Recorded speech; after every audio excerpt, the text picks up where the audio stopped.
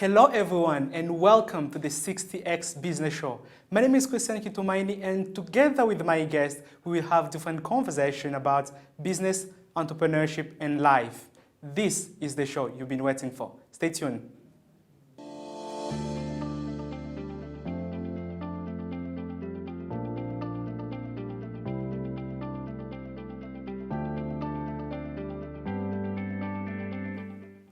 In today's conversation, my guest is an amazing person. She's the founder of Miss K Sparkle. She's also an author of the book called My Name is Life. She's a cancer survivor and at the same time a cancer advocate. She's none than Kawen Bugingo. Kawen, welcome to the conversation. Thank you. Thank you. How are you today? I'm doing good. Thank you for having me. I'm so happy to have you on the 60X Business Show. I'm so glad to be here. Are you excited? Yeah, I'm excited. I'm waiting to see the questions and I'm ready. Awesome. Relax. It's going to be fun. It's going to be fine. So we'll be spinning the wheel. Yes. And randomly we'll select a number. And from there, I will directly ask you a question. Okay. Over to you. Okay. Let's hold the drums and wait which number you will get.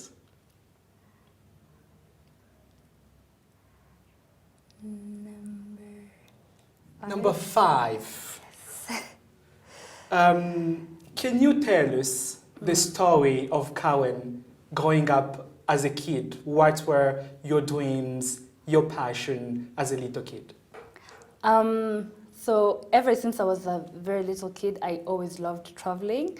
So I always knew that I'm going to end up in something that has to do, a career that has to do with traveling. Yeah. So I always thought I was going to be an air hostess or I'm going to be a travel agent. I just really loved traveling. I loved reading and watching movies about, outside Rwanda. I was very, very passionate about what's outside, and yeah, that was my biggest goal as a young Wonderful. girl. As with your passion of traveling, what were like your best memories of places you visited during your travelings? So when I was young, I didn't travel a lot. I didn't travel at all, basically. But I traveled through movies and I traveled through reading. I was very cultured as a very young girl. I knew about the outside cultures. I knew about different cultures around me, East Africa, outside of Africa. So I didn't travel physically, but I traveled mentally. Wonderful. That's really amazing. Yeah. Let's spin the wheel for the other round of questions. Let's hold the drums. You got 5 before. Let's see which number you get now. Imagine I end up on 5 again. No way. 4. 4. Okay. Yes. As a cancer survivor, your life was completely changed. Can you tell us how was your life changed and transformed after surviving cancer? So once I survived and I was declared cancer-free, I was 21 years old at the time. And of course, my life had changed. School had to stop. My social life had stopped. So I had to learn like a whole new life. I had to create a whole new life for myself. So life changed in the way like socially, a lot changed, usual 21-year-old, the lifestyle they live is more of social life, friends, parties, school. For me, it was more like I still needed to go to the hospital, even after that, like not as often, but still.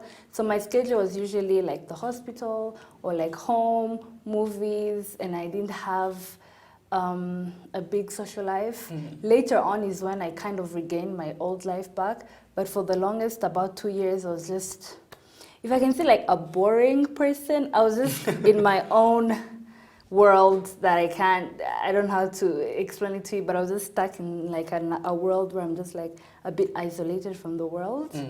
And yeah, so that's how my life changed. Okay. So tell me the time that you realized that you got cancer. How did you feel and how did you look at life? So when I found out I had cancer, I was 19 years old at the time.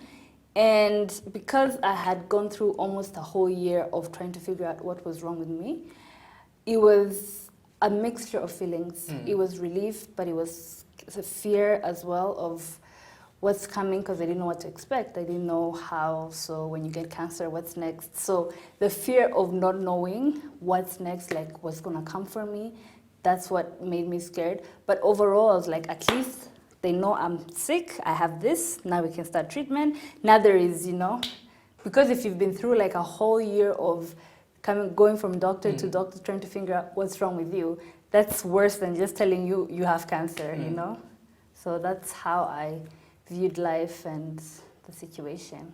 Wonderful. For some viewers joining now, Kawen, she's a cancer survivor, also a cancer advocate, and she's an author of a book called My Name is Life. This goes to my follow-up question. Why did you decide to write a book?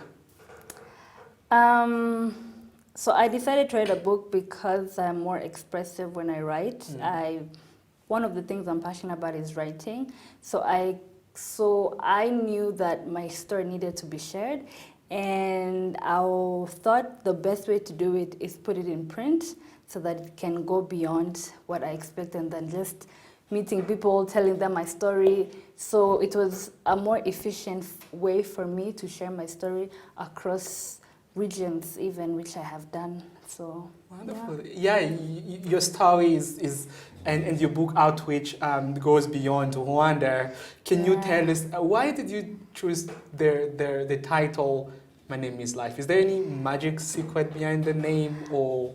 Actually, my name is Life because Bugingo means life in Kinyarwanda. So there's really there's nothing creative or nothing deep. It's just my name. Oh, right. Let's spin the wheel for another round of questions. Let's hold it once and see which number to pick this time. 7. Number 7. After releasing your book to the world, you are also an entrepreneur. Yeah. How does it feel being an entrepreneur, being a business boss lady, running your company? It feels good because I have been employed in the past and I didn't like it. But being self-employed is, for me, something that I've always looked up to. I come from a very entrepreneur background. My family, everybody's into entrepreneurship. So it's something I grew up seeing, and I knew the kind of freedom that comes with being self-employed. And also when you're doing something that you love, like fashion accessories, that's something I love. So it goes both the freedom, the passion. You wake up feeling like you have a purpose. It brings a lot of affirmation, if I can call it, to self. You wake up, you feel like, this is mine, like I created this, and that will lead to motivation to wake up, to do more, to help others, like other upcoming entrepreneurs, because you know the benefits of being your own boss, if I can call it. Wonderful. That is really amazing. And you're saying something very, very important. Growing up from an entrepreneurial family, it's triggered you to learn different things about business. At what age did you taste the entrepreneurship, identifying maybe I need to, when you started selling probably a few things, start putting your passion into action? Yeah. At what age? Do you have a certain time? So I started Miss K Sparkles when I was 25, so that's about 3 years ago. And I started with 10 pairs of earrings because I was very passionate about accessories, and I used to buy my own accessories. I'd wear them, people would appreciate them. I'd find myself giving out my accessories for free. And so I woke up one morning, I invested very little money and bought literally 10 to 20 pairs. And I started selling them online and people were buying and I was like, okay, maybe this is a thing. Okay. Let me keep going. And then from 10 pairs became 50 pairs. From 50 pairs of earrings, they became handbags. From handbags, they became wigs. From wigs, they became like, Okay. I started growing. Yeah. Wonderful. That is really amazing. As you've heard, Karen, she's the founder and the boss of Miss K Sparkles, and she started bootstrapping a business 3 years ago and reinvesting a profit into a business to increase the capacity and grow. And as you know, running a business during a pandemic, it's very, very hard. What are the challenges you having in these moments running your company, and how are you solving those challenges? So one of the challenges I faced in the beginning of this pandemic was because all my accessories are imported.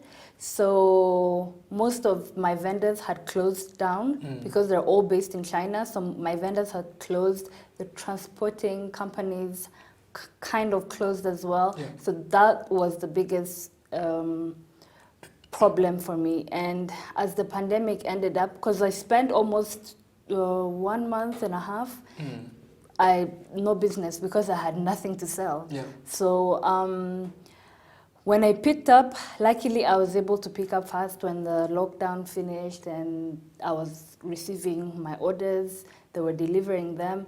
Business started picking up a bit, but the lockdown, the closing of borders is what affected me the most.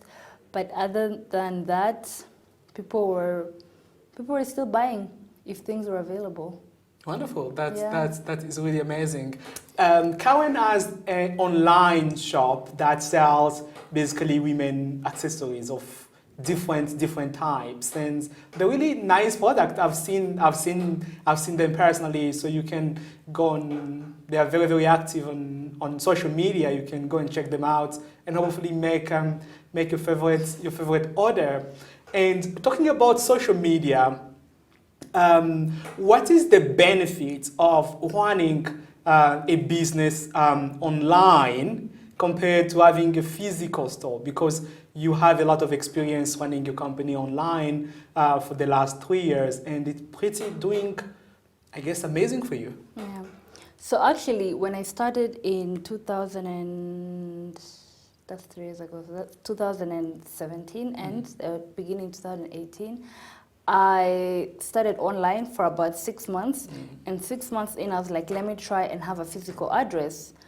But I gave up on that after almost a year because people are very drawn to order online and have things delivered to them. So my business, I've kept it online because one, it's more effective for me. People don't want to move, and I understand because the delivery is fast. You can order something, pay a delivery fee of 1,000 instead of coming yourself all the way to town. And I was located in town, so someone from like Timirongo or like Kanombe, they're not gonna come all the way to town for a pair of earrings. So I feel like right now people are so busy, they don't have time to move around and start shopping. When people can just go on social media, on Instagram, send their numbers, send their address, and things will be shipped to them. So we have a shipping service, delivery service that's very fast. So when you place your order, within an hour you have it, and yeah. Wow, that is really amazing. And you're tapping into something important where as entrepreneurs, we need to understand our customers, know what are the best ways for us to work with them, what are the most convenient way we can deliver our product to them. And it's great that you have identified that earlier and you put the delivery service in place to ensure you work well with your customers. And talking about still starting the business, you said earlier that you started your company with little resources and then going from there. Do you think, for some entrepreneurs probably listening out there, what is your take in the misconception about you need huge resources, you need big amounts to start your business? Yeah, I've had many of those questions. I've heard people telling me that they have they don't have enough capital. People have been told that you need to take out a loan to start a business. People have been told different things. But when I share my story with them, I might have started with about 150,000, 200,000, but I know people who started with less than that, and they're even bigger than I am. So I am a firm believer in starting small, because when you start small, you're more confident and you don't have the fear. Because when you start big, maybe I'm wrong, but I feel like when you start big, you have the fear of failure, you know? Yeah. So that fear of failure will demotivate you. But when you start small, because when I started small, I was like, maybe if I lose, I'll just have like 100K to lose. So Okay. let me just go for it. So that motivated me to not fear to lose. And so I just was like, let me just go with it. And so that, having that in mind, I think made me go further. So I would encourage young entrepreneurs who are listening, don't be scared to start small. Start with whatever resources you have, whatever amount you have. It depends with what you're doing, but starting small is always my advice to everyone.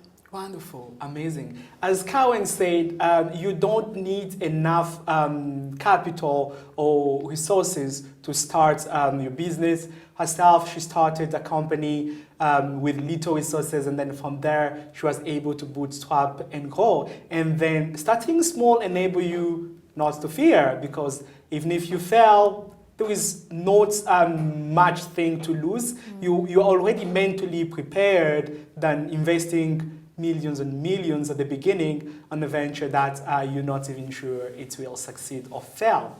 And my follow-up question will be about how does brand play a bigger role probably driving sale.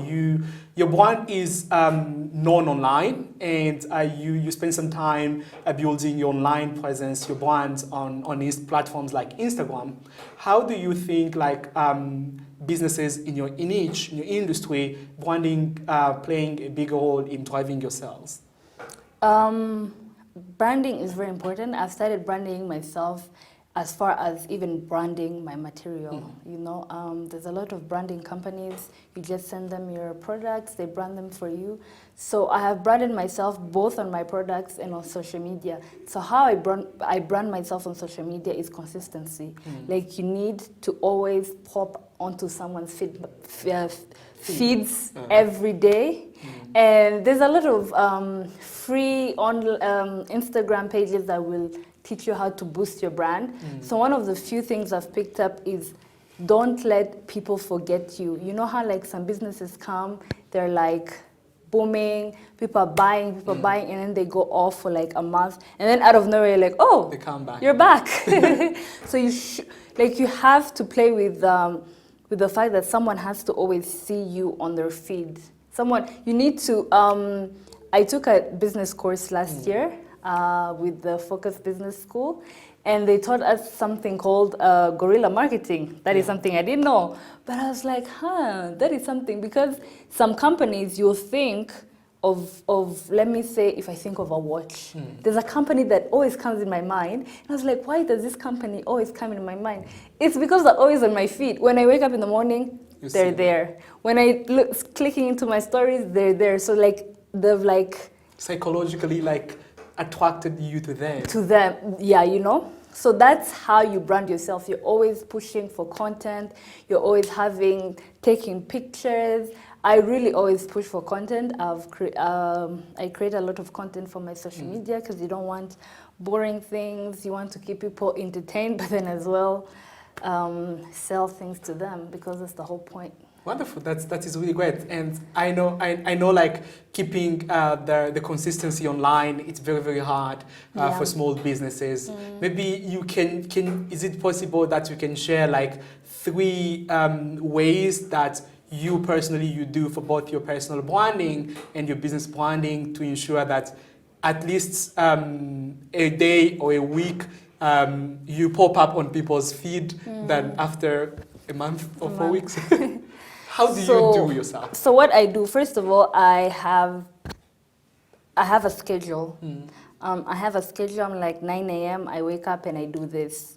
12 I do that. 3 p.m. I do that. So what I do, I will take videos of the products. I will create content, you know, and I don't have a professional camera, it's just my phone. So I'll take pictures with like leaves, like very basic things just to attract. And the good thing with me, I feel like my audience is me. So that makes it easy for me to be like, if this is something I like, my audience will also like it, you know? So I wake up, I take videos, I take pictures, just to let people know. I also update clients, like tell them this is available, this has been sold out, if you want to order this, da, da, da, da. Like, you know, just be also interactive with your followers. Let them know how many things are left in store. Like, make them feel like you're always together, you know? Wonderful, that's really amazing. Yeah. As Cowan said, you just need to be yourself and understand your audience, right? You don't need to have like a fancy, expensive professional camera. Just with your phone, you can find a way of creating content. You can, if you love flowers, you can just wake up and take some snaps or some videos of flowers and then post it on your social media. You need to understand your audience so that you can easily connect with them. And then one other thing I can add to create content, you need to find a way of easily creating content that will not take you much of your time and energy. Yeah. If creating one piece of content will require you to spend 4 or 3 hours traveling to a venue, doing the shooting, it's going to be hard for you. But if easily you can create content within seconds, it will enable you to be consistent in that. And can you tell us who inspired you to venture into the business world? Do you have someone who inspired you or who encouraged you to start business? Do I? I think I was inspired by my family, seeing how they have all this freedom, how they work on their own schedules. I think for me that was my biggest inspiration. Of course, now I have some business people I look up to. I have both East Africans, both from Rwanda. I'm like, oh, okay. I follow a lot of businesses that are doing what I'm doing. Can you have some names? Are they from here, though? Like you say, it's from all over the world, from East Africa. Yeah, so I have a lot. So the followers that I follow are people from like America or like East Africa, Kenya. They're really into what I'm doing. So I follow them to get inspiration and see how they work, and that gives me content to be like, oh, okay, maybe I could also try this, or like, you know, I follow a lot of brands, both international, so I get to learn from their content creations and I implement them. Okay. That's really amazing. As Cowan said, she has a lot of followers. She has a lot of people that she look up to, from whom she can get inspiration from, different ideas. Not only look and follow, but learn and create our own content. Yeah. And that is the most important part, because there is no point of either looking up to someone and then sit back and do nothing. But if you can implement and put in action some of the things you learn, it's going to help you drive and grow your business. And I'd like to follow up with another question to Cowan. What advice could you give to someone to live a life of fulfillment? I see on your social media you give different people different advices about life. What advice can you give to someone after a lot of things that you've been through to live a life of fulfillment? One of the things I can tell them, first of all, is don't, you know, the mentality of what will people think. And I'm pretty sure this works a lot in entrepreneurship as well. A lot of people go into it thinking, what if I fail? What will people think? How will people see it? You know, be your own person, have a personality, do what you want to do, regardless of what other people might think of you, as well as just do what makes you happy. Follow your passion, follow your dreams. don't feel like you have restrictions. Yeah. Oh, that's nice. And if you could start over in business, like making money from zero, which business would you do? If I was to start over, Yes. I think I'd open up a restaurant. Why? Because I love cooking and I love food. So if I wasn't doing fashion, I would be doing a restaurant. That's one of my, even when I'm seeing like people with restaurants, I'm like, oh my God, that must be very nice. So that's also one of my biggest dreams. I'm like, to own like a restaurant. That's, yeah, I would actually do that. Okay. As you heard from Karen, but I will do have a follow-up question for her. If she could start in business, she would open a restaurant. Is it because, like, you, on top of liking food, do you think that it's a good business in Rwanda to make money, and people always need food, obviously? Yeah. Or is it because you have other tastes or other ambitions within the restaurant industry? I feel like it's lucrative from what I see, because like we know how much things are at the market and we know how much the restaurant is making. So you kind of like assume, you know, when you're in the business world, you're kind of like assuming, you're like, so if this is this and that. So I feel like it's a lucrative business, but I feel like it's also a risky business at the same time. But from what I've seen, businesses are, restaurant business is a good business in Rwanda. Maybe someone with a business would be like, I'm wrong, but from the outside, maybe if I talk to someone who actually owns the restaurant, maybe they can tell me, but from the outside, something I would like to do. Wonderful, wonderful. So Karen, she's passionate about business. As you know, she said herself, she's also interested in food. And if you could start over in business, she will start a restaurant business. My follow-up question is, we'd like to get to know you more personal, apart from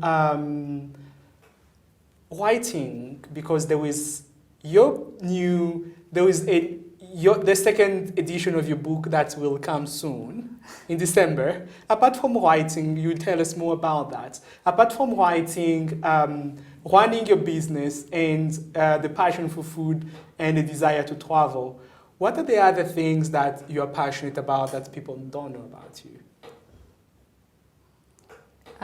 What else am I passionate about that people don't know about me? You said food, travel, and fashion. Yes. Sounds like you've really summed up everything. Really? Like, is there... I think I'm also a very open person, so I always talk about my passions and dreams. So I don't think there's a background passion that a lot of people don't know. What do you do when you're home alone? Oh, I watch a lot of movies. You watch a lot of movies? Yeah, I love series. I don't know if that's a passion, but I have series that I follow. But I think that's like more of like how I entertain myself. I wouldn't call it like a passion or something that I'm very invested in. But yeah, that's what I do mostly when I'm at home. I watch movies, I read sometimes, I do a lot of research online about, of course, the field that I'm in or what I'm trying to venture into. So that's how I pass my time at home. Wonderful. That is really nice. And I remember before on the backstage we were talking about your upcoming book. Can you tell us more about that? It's a second edition of the reprinting, and how can someone get a copy? When is the launch gonna be? Can you disclose some details? Yes. So it's actually the reprint of the first book. Nothing has been added, nothing has been removed, except for we're changing the cover. We held a competition for people to send in their ideas because we wanted to involve the public as well. We had a winner with a very beautiful cover. So we're going to launch the reprint on the 5th of December. Venues and all other details aren't ready yet, but that's what we're looking at right now, and it's exciting as well. Awesome. So stay tuned. Karen has a lot of amazing things she's cooking on the back for you. Just make sure you go and check her out on the social media. And let me wrap up this conversation with my last question. What advice can you give to a young person going through a hard time now and ready to give up, what advice can you give to that person to still keep moving? The advice I would give is really one big advice. Is more like it looks tough now, but it's preparing you for what's ahead. Because the experience you're learning now from the tough situation you're in is the same lessons you're going to use in the future. So don't take it as a time to mourn or to feel like you're giving up, but use it as a time to feel like you're gaining strength that's preparing you for the future. Because what's ahead is always tough. We live in a real world where challenges come after challenges. So whenever one challenge is over, the next one you're going to be stronger because of the last one, you know. It's a cycle of challenges that leave you, you know, with strength. So look at it as an opportunity to be stronger. Wonderful. And that is the last word that will close this conversation. Don't give up. Look at the moment you're going through as an opportunity for you to go stronger, because the future is still bright. We are coming to the end of this conversation, and my guest was Karen Bugingo. She's an entrepreneur and a CEO of Miss K Sparkle. She's also an author of a book called My Name is Life, and she's a cancer advocate and cancer survivor. Thanks a lot for making it to the show. Thank you so much for having me, Chris. Wonderful. The conversation continues on social media using the hashtag 60xbusiness. Remember to tag me. My handle is @Kitumaini. Till next time, take care, wear your mask, and I see you down the road.